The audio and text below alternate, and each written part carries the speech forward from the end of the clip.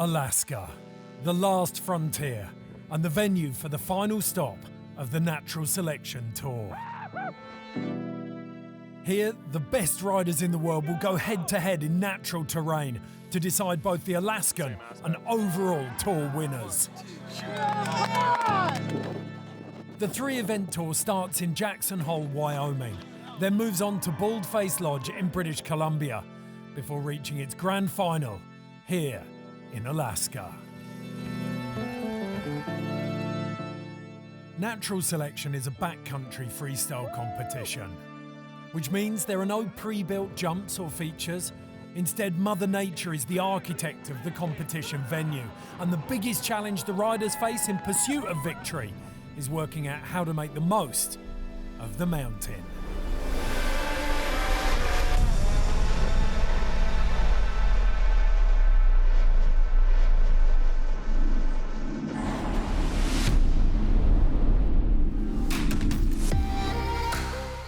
Alaska's stunning mountains are unique for many reasons, but over the last 30 years they've become a mecca for skiers and snowboarders looking for the ultimate backcountry challenge.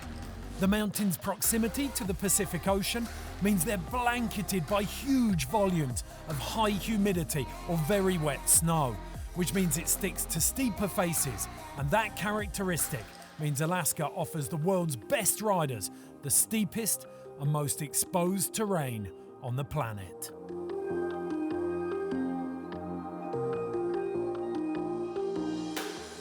Access from the base camp to the peaks is only possible with helicopters, so riders are ferried up to the top of the venue, where professional guides have ensured the snowpack is safe to run the contest.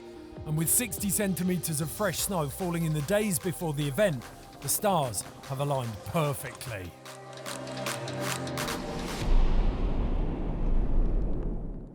The remote location of the event means that just getting out to the venue requires some very Alaskan solutions.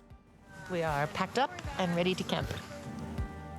In the 49th state, sea and snow planes are a common sight, almost like buses or trains, and so fixed-wing beaver and otter planes are used to ferry the riders and gear out onto the glacier. And I'm sure it's already dawned on you that all of this can't be done in a day, so the riders and the event crew will camp on the glacier during the weather window, which adds another layer of risk and exposure for the athletes to contend with. But there are certain creature comforts which can make things seem more homely.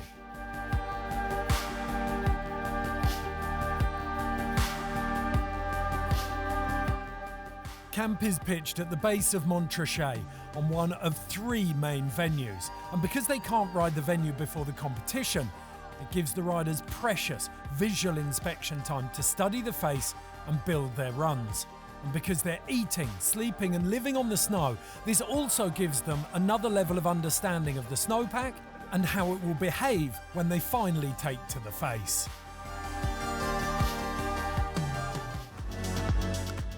The overall standings after two events see the consistent Norwegian Mikkel Bang in first, ahead of baldface winner Dustin Craven and Olympic gold medalist Sage Kotzenberg, who are tied for second. Rookie Jared Elston and veteran Torstein Hogmo are tied for fourth, while Natural Selection founder Travis Rice is still in with an outside shot in sixth. Montrachet, the first venue, is in perfect condition, with 60 centimetres or 2 feet of fresh snow. Temperatures are well below zero and there's a bit of wind whipping around the peaks. The sun has warmed up some of the more south-facing slopes, which is something the guides have warned the riders to keep an eye on. With Natural Selection, the format is simple. 8 riders are split into head-to-head matchups. They will ride the face twice, and whoever has the highest single run score advances to the next round. The judges are using the acronym CREDO to help build the scores. This stands for creativity. How are the line and tricks linked together? Risk, how dangerous are the features, trick selection, speed and height. Execution looks at style and how clean runs are. Difficulty ramps up if the riders are using combos, and overall looks at the whole line. These are the quarter-final matchups. Bang versus Ferguson. Alaska rookie Jared Elston goes up against the most experienced rider in the field, Travis Rice. Quarter-final 3 is an all-Canadian affair, while the fourth and final matchup pits two of the most freestyle-orientated riders, Hogmo and Kotzenberg, against each other. Let's take a closer look at Montrachet. The face has been split in two from the peak. The Lookers right will be the venue for the quarter-finals. Both sides of the face are characterised by huge ridges or spines that run from top to bottom and will offer the riders plenty of terrain to explore.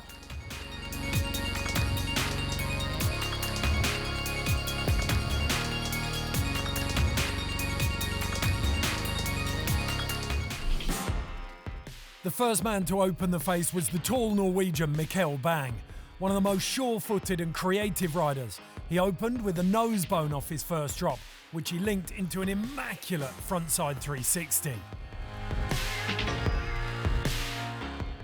Ben Ferguson came fourth in halfpipe at the 2018 Olympics, and the hallmarks of his precision board control are still visible in his approach to the backcountry today. He led Mikkel after the first run. Jared Elston was visibly pumped ahead of his first run, but got over the nerves to link a solid line. Travis Rice is never more at home than when he's in Alaska, and from the first run it was clear that he meant business. A gigantic backside 360 transfer into a switch 540 set the bar by which everyone else would be measured. Mark McMorris is arguably the best all-round snowboarder in the world right now, hopping between elite freestyle and backcountry competition with ease. But he got a little lost on his first run and dropped points. Sensing an opportunity, Dustin Craven started with a couple of wonderfully creative features. But he came unstuck on a frontside 720 at the bottom of his run. Age 35, Torstein Hogmo has enjoyed a renaissance on natural selection in 2022. Best known for his freestyle smarts, Torstein proved he has it all with his first run down Montrachet. Sage Kotzenberg is one of the hardest working men in snowboarding, but illustrating the fine margins the judges are working with, one small instability on a landing at the top cost him dear, and he would start the second run chasing Hogmo. Back at the top for the second and deciding runs, Mikkel Bang was up first and the big Norwegian needed a big performance. A frontside 180 led into this beautiful frontside 360. But with a slightly sketchy landing, under pressure, Ben Ferguson pushed himself but landed flat on this monstrous drop. Faced with the near impossible task of taking down Travis Rice, Jared Elston put in a stoic performance, crowned with this beautiful backside 720. Settling in, Travis started to explore the possibilities. A backside 540, backside 360 and a cab 7 attempt gave us a glimpse of what he had in store for everyone. Mark McMorris needed to show more confidence in his line, and he did it in style. A backflip up top, but unfortunately he overcooked his backside 720 at the bottom. McMorris left the door ajar for Dustin Craven. All he needed to do was break it off the hinges. Instead of sending it though, he measured his run and put down a steady line. Like Travis before him, Torstein was starting to hit his stride, and he laid down a fast, technical and impossibly clean run. Kotzenberg needed perfection, and he came agonisingly close, but it wasn't to be.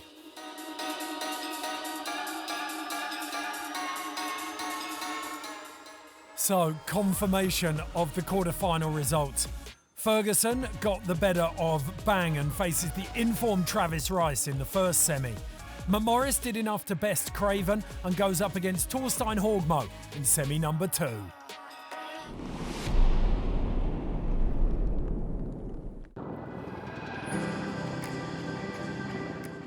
Four riders in breathtaking form, but for the semi-finals, they would be taking on a new venue.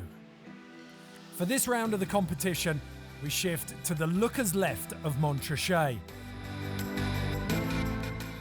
This area of the face has slightly less rocks and exposure and is more playful than the right side. But it still has that bowling ball effect on the spines where the terrain rolls away out of sight, which means that the riders are blind as they approach a lot of the features. With this in mind, it's key that they know exactly where they are on the face.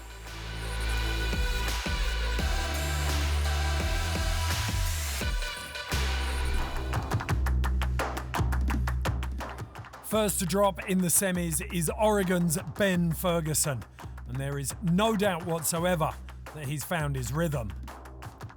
The sheer speed, power and flow of his first run is breathtaking.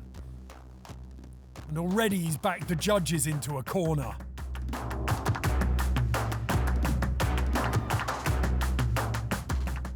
Travis Rice's body language says it all. He is ready to go to work.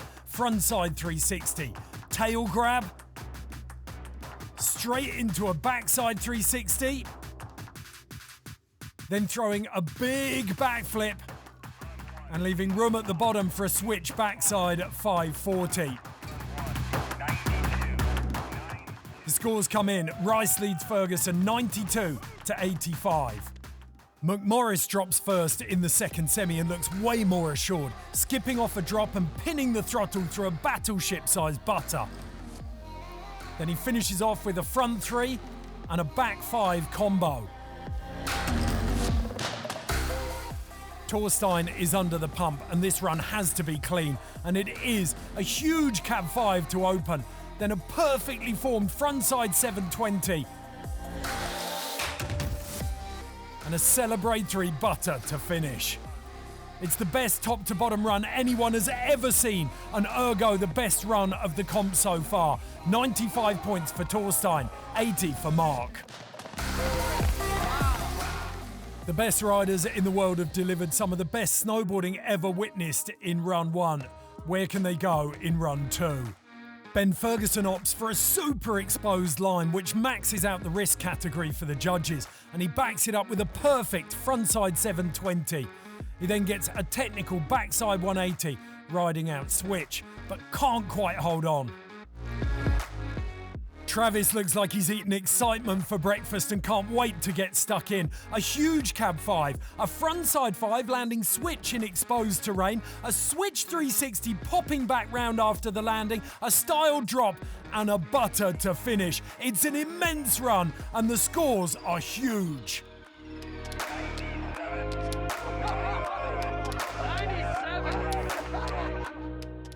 Mark McMorris needed the run of his life to advance to finals. Unfortunately, he fell at the first hurdle, and despite a valiant effort, he couldn't make the run work.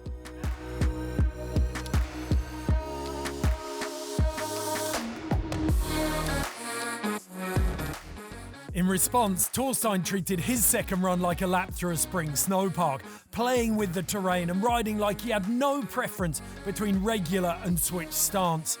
He had a couple of small issues and even kneed himself in the face, but it was inconsequential. He had done more than enough to advance with his first run score of 95.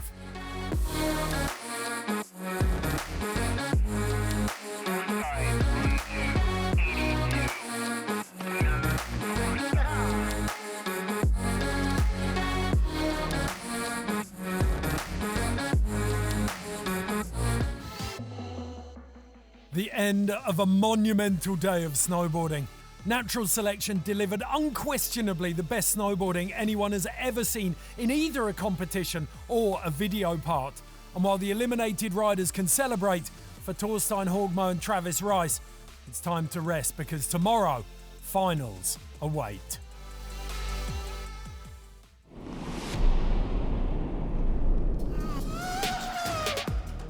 Once again, there is a new venue for finals.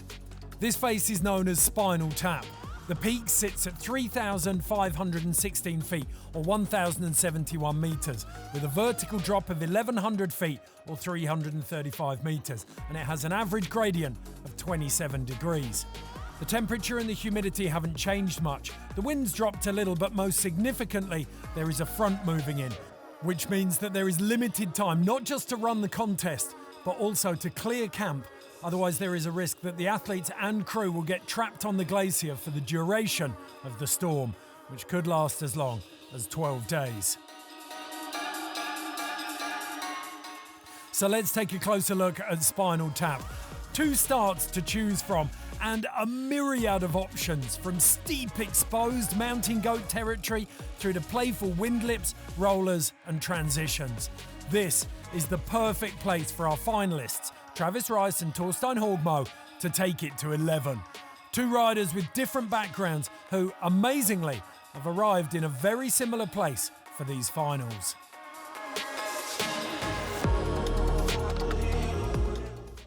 When you look at these brackets, both riders have had to fight hard to get here, but Torstein took down both winners from Jackson Hole, Mark McMorris from 2021 and Kotzenberg from 22.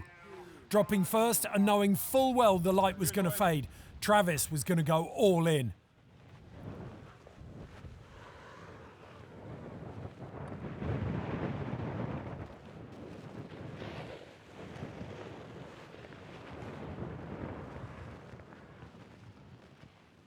Beautiful flowing turns led him out to the rider's right-hand side,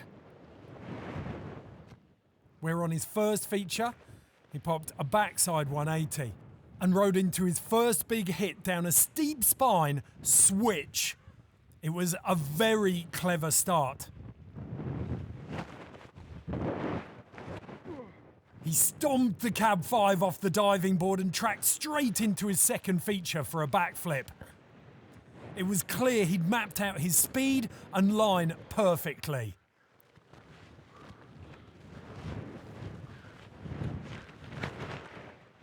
He then floated through a method and cut across the face and under a cliff band where the heat radiating off a cliff had baked the snow. He made it through unscathed though and hopped up on top of the spine, which allowed him to launch into a perfectly controlled backside 360. Standing tall, he traversed into another classic method to finish the run.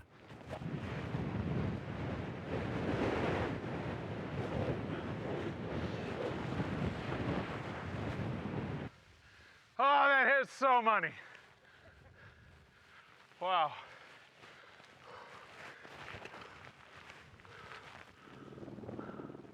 Back up at the top, a Norwegian Torstein Hogmo was ready to take his first run against Travis. They'd spent the quarters and semis trading highest scores, but this was their first head-to-head matchup. Torstein barreled into the run with speed.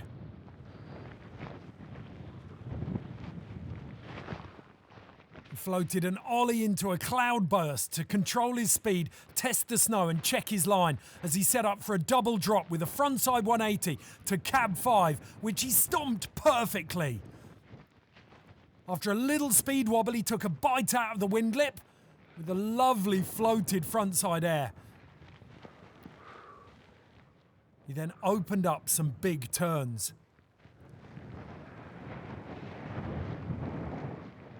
Like Travis, he crept around some sun crust. And he then kept us waiting with bated breath as he picked up speed for his next feature. Unfortunately, the flat light got the better of him and he fell. Swimming into one of the steepest sections of the face, he went in search of redemption. But the flow was gone. A disappointing first run for Torstein Hogmo. It would all come down to the second and final run.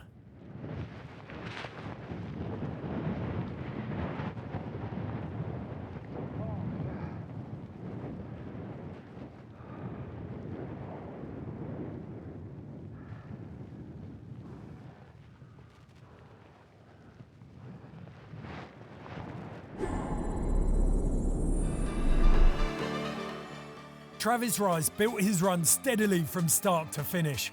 The masterclass in switch riding in terrain of consequence was a huge standout for the judges, as was this whopping great Cab 540.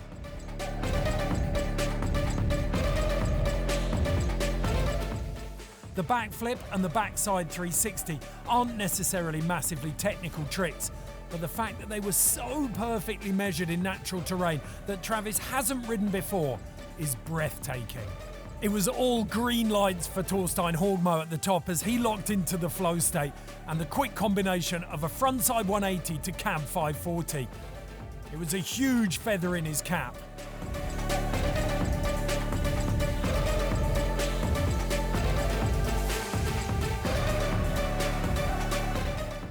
As was this beautiful floated frontside air. But variable snow and flat light played their part as he came unstuck at the bottom. 8-5, 85. Torstein, 60, 6-0. 6-0. Proper. And with the lights softening the shadows with every passing minute, navigating the steep Alaskan face became more and more perilous. All things considered, Travis started with a very solid backside 360. But almost instantly got tripped up, illustrating just how hard it is to ride a face like this blind. I don't know, I couldn't see anything. It's like freaking ping pong ball. So, did Torstein have a plan? What are we gonna try? Well, no is the short answer then. With massively reduced visibility, the task facing Hogmo seemed insurmountable.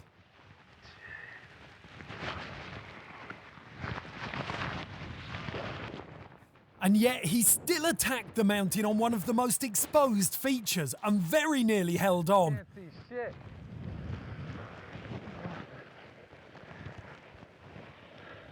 It's pretty white. Like, you can't see bumps. You can't see, like, change in snow. Despite a valiant effort, the weather had stolen Torstein Hogmo's opportunity to go toe-to-toe with Travis Rice. That was the worst run ever. I couldn't see shit. That was so terrifying. Natural selection stop Alaska is Travis Rice with a score of 85 on his first run. The man for the win. Nice job. The base for natural selection either side of the event was Alyeska Resort. And it was here, after everyone had been ferried off the glacier and the storm had started to rage, that the prize giving took place. The winner of the Alaska event was no surprise. Travis Rice. His majestic performance from start to finish made him the deserving winner.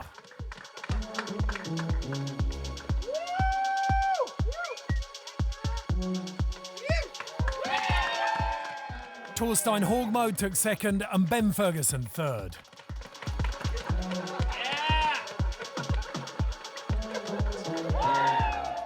The overall title race was incredibly tight.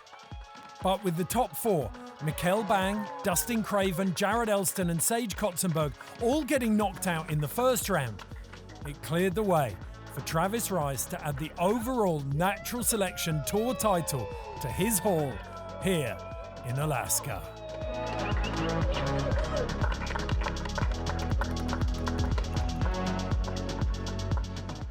Thank you. This is incredible. Mathematically did not see this happening. A lot of unique variables had to happen, and some of the best who looked like to be on complete rhythm and in sync had to misstep for this to even happen. So yeah, this is incredible.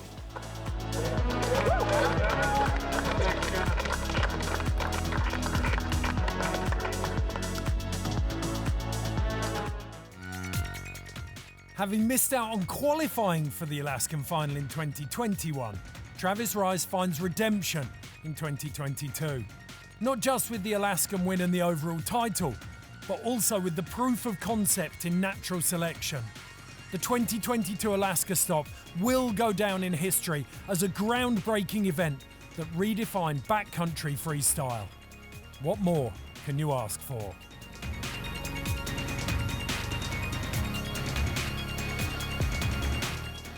Well, an after party in a snow cave? Oh, go on then.